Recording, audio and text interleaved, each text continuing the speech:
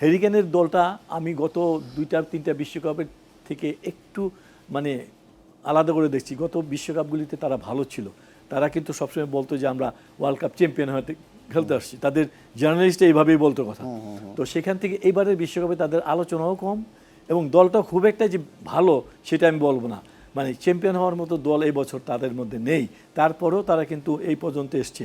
আর Mexico যেহেতু home ground, Mexico কিন্তু ফুটবলটা অত্যন্ত জনপ্রিয় এবং তারা প্রত্যেকটা বিশ্বকাপেই অংশগ্রহণ করে থাকে, মানে ফাইনাল রাউন্ডে আসে। তো সেই ক্ষেত্রে এবারে বিশ্বকাপে যে সুযোগটা তারা পেয়েছে, নিজেদের গ্রাউন্ড, নিজেদের মানুষ খেলা দেখবে, তাদেরকে সাপোর্ট করবে, সব কিছু মিলেই যেন আমার কাছে মনে হচ্ছে মেক্সিকোকে এগিয়ে রাখা যায়। সেক্ষেত্রে মানে আপনি মেক্সিকোকে এগিয়ে রাখছেন এই ম্যাচে।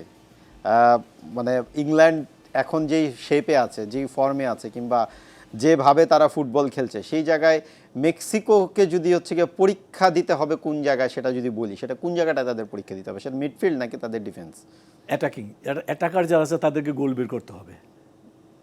ইংল্যান্ডকে অ্যাটাকিং করে গোল বের করতে হবে। এখানে হ্যারি কেনের মধ্যে খেলোয়াড় আছেন। না, মেক্সিকোর যদি হচ্ছে গিয়ে পরীক্ষার জায়গাটা বলি, তার মানে মেক্সিকোর ডিফেন্স লাইনকে অনেক বেশি পরীক্ষা দিতে হবে। না, মেক্সিকোর ডিফেন্স লাইনে পরীক্ষা দিতে হবে, কিন্তু মেক্সিকো যেটা চাবে ইংল্যান্ডের ডিফেন্ডারকে ব্যাট করে গোল করার ক্ষেত্রে তাদেরকে মুনশেনা দেখাতে হবে।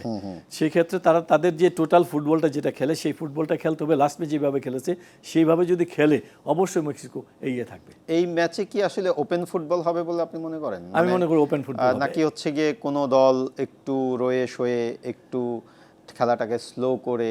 না, এরকম হবে না। ম্যাচটা দুইটি দলে জেতার জন্য আসবে। কেউ চাইবো না যে আমি আমার দলকে রক্ষা করব, শুধু আমি গোল করতে পারবো না, মানে কাউন্টার অ্যাটাক নির্ভর হবে না। এই ম্যাচটা হবে total positive football, attacking football.